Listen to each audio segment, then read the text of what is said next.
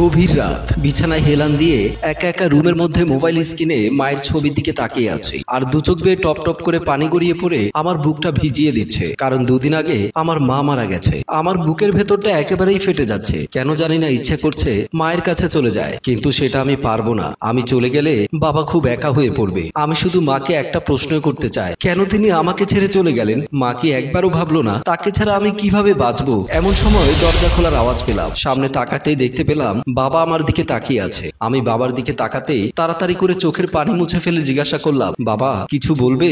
বাবা কিছু না বলেই দরজা বন্ধ করে চলে গেল। এক সপ্তাহ পরের ঘটনা বলছি। মেইন দরজা খুলতে আমি চমকে উঠলাম। বাবার সাথে লাল বেনারসি পরা কুচকুচে কালো আমার বয়সী একটা মেয়েকে দেখে আমি অবাক হয়ে তাদের দিকে তাকিয়ে আছি। বাবা আমাকে বলল, ওর নাম শিমলা, ও তোমার নতুন মা। আজ থেকে ওকে তুমি মায়ের চোখেই দেখবে। বলেই বাবা তার নববধূকে নিয়ে বাসার ভেতরে চলে গেল। আমি নিটল হয়ে দাঁড়িয়ে রইলাম। কি বলবো কিছুই বুঝতে পারছিলাম না। রান্না বান্না করে খাবার টেবিলের উপরে রাখলাম, কিন্তু ভয়ে সংকোচে বাবাকে খেতে ডাকতে পারছি না, কারণ সেই দুপুর বেলা নতুন বউ নিয়ে রুমের ভেতরে ঢুকেছে। এখন রাত 10টা বাজে, এখনো কেউ খেতে বের হয়নি। ডাকলে যদি কিছু মনে করে তাই ডাকলাম না। খাবার ঢেকে রেখে আমি আমার রুমের ভেতরে চলে গেলাম। ঘড়ির অ্যালার্মের শব্দে ঘুম ভাঙলো। সকাল 8টা বাজে। লাফ দিয়ে বিছানা থেকে উঠে বসলাম। রাতে কখন যে মায়ের ছবিটা দেখতে দেখতে ঘুমিয়ে পড়েছে খেয়ালই নেই। বিছানা থেকে নেমে রুম থেকে বের হয়ে গেলাম। রুম থেকে বের হতেই দেখলাম বাবার রুমের দরজা খোলা। হঠাৎ মেন দরজার দিকে চোখ পড়তে দেখলাম মেন দরজাটাও খোলা। মনে প্রশ্ন জাগলো, এত সকাল সকাল দরজা কেন খোলা? বাবার রুমের সামনে আসলাম। ভেতর থেকে কেমন জানি একটা গোঙানি শব্দ কানে ভেসে আসলো। আমি বাবার রুমে প্রবেশ করলাম। রুমের ভেতরে ঢুকতে আমি চমকে উঠলাম। পেছনের উপর পড়ে আছে বাবার রক্তাক্ত নিথর দেহ। পাশে হাত পা ও মুখ বাঁধা অবস্থায় গোঙাচ্ছে বাবার নববধূ। আমি দৌড়ে বিছানার কাছে এসে বাবাকে ধরে কান্নায় ভেঙে পড়লাম। বাবা সমস্ত শরীর শীতল হয়ে আছে। বুঝতে পারলাম বাবা অনেক আগেই মারা গেছে। এটা বুঝতে পারলাম না আমার বাবাকে মারলো কে, আর এই মেয়েটির হাত পা বাঁধা কেন?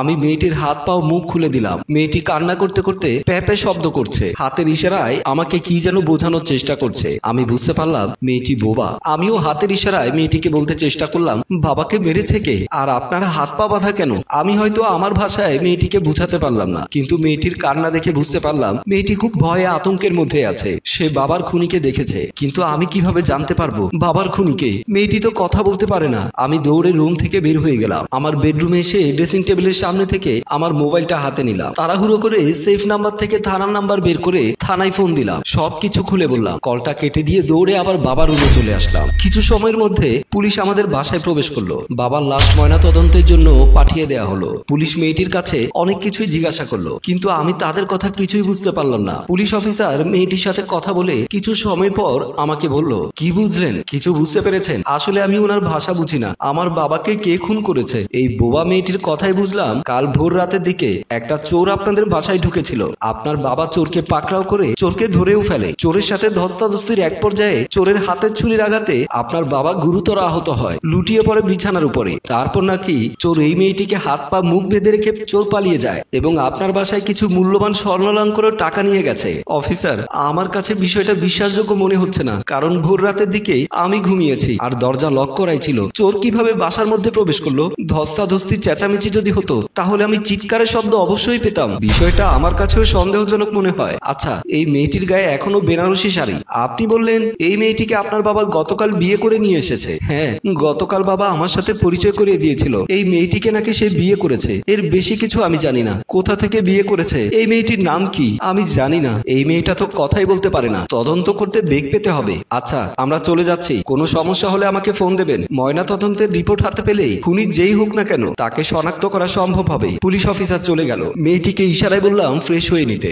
আমি আমার বেডরুমে চলে গেলাম। কষ্টে বুকটা ফেটে যাচ্ছে। তারপরও ঘন্টাখানেক পর আমি রুম থেকে বের হয়ে মেয়েটিকে খাবার খাওয়ার জন্য ডাকতে বাবার রুমের সামনে গেলাম। দরজার সামনে আসতেই ফিসফাস কথা শব্দ শুনতে পেলাম। আমি হালকা দরজার সামনে পর্দা সরিয়ে ভেতরে তাকাতেই চমকে উঠলাম, কারণ মেয়েটি কার সাথে যেন মোবাইলে কথা বলছে। আমার বুঝতে আর বাকি রইল না এই মেয়েটা এত সময় যা করেছে সব নাটক করেছে। আমি তাড়াতাড়ি বুদ্ধি করে বাহির থেকে দরজাটা নক করে দিলাম। তারপর হাতে থাকা মোবাইল ফোনটি দিয়ে পুলিশ অফিসারকে ফোন দিলাম। সবকিছু খুলে বলে দিলাম। তারপর মেয়েটিকে থানায় নিয়ে আসা হলো। মেয়েটি প্রচন্ড কান্না করছে। পুলিশ অফিসার বলল, এখনো তোকে কিছুই করিনি, শরীরে একটা ফুলের টোকাও দেয়নি, আবার থানার মহিলা পুলিশ অফিসারদেরকে ডাকলে তোর অবস্থা খারাপ করে দেবে। ভালোই ভালোই বল, আব্দুল শেখকে কেন খুন করলি? মেয়েটি কাঁদো কাঁদো গলায় বলল, বিশ্বাস করেন আমি খুন করিনি। বিশ্বাস করলাম তুই খুন করিসনি, তাহলে কে খুন করেছে সেটা বল।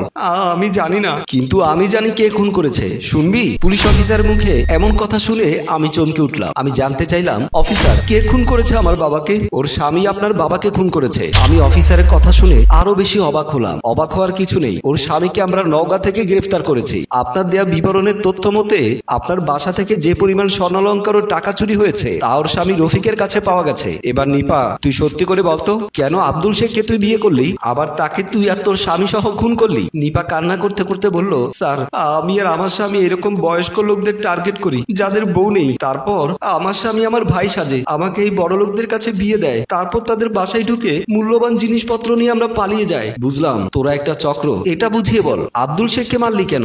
আসলে সেদিন দুপুরবেলা উনি আমাকে নিয়ে বাসায় আসে, আমি তাকে শরবতের সাথে ঘুমের ঔষধ খাইয়ে দেই, সে ঘুমিয়ে পড়ে।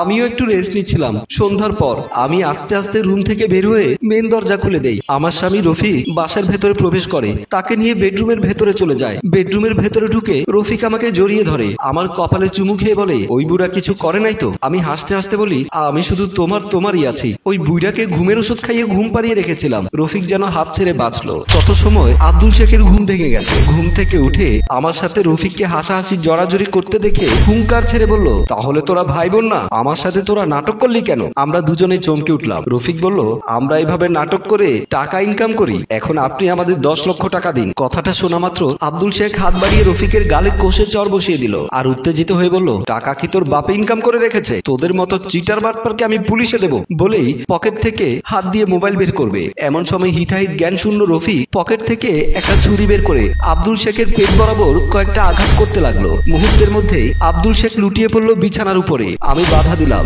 কিন্তু রফিক আমার কথা শুনলো না। রফিক রাগে ফোঁস করছিল, তখনও সে স্বাভাবিক অবস্থায় ছিল না। এদিকে আব্দুল শেখ বিছানায় ছটফট করতে করতে মারা গেল। আমি অস্থির হয়ে উঠলাম, ভয়ে আতঙ্কে কি করব কিছুই বুঝতে পারছি না, কারণ এরকম ঘটনা আমাদের সাথে এর আগে কখনোই ঘটেনি। রফিককে বললাম, তুমি পালাও। রফিক আমার হাত ধরে বাসা থেকে বের হতে চাইলো।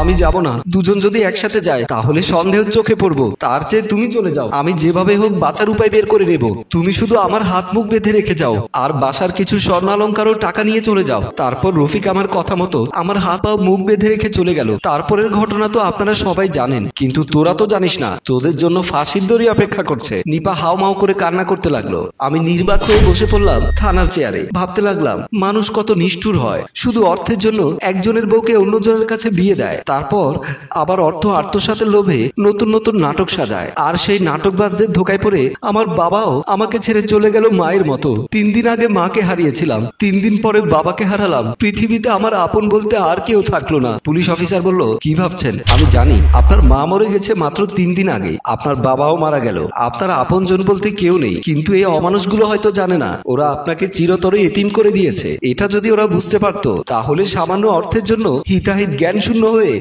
মানুষকে খুন করতে পারতো না। প্রিয় দর্শক, হয়তো কিছু মানুষের কাছে আজ মানবতা বিপন্ন প্রায়, তাদের মনে দয়া মায়া বলতে কোনো শব্দ নেই, যার কারণে অকালে হারাচ্ছে কোনো সন্তান তার বাবাকে কিংবা মাকে।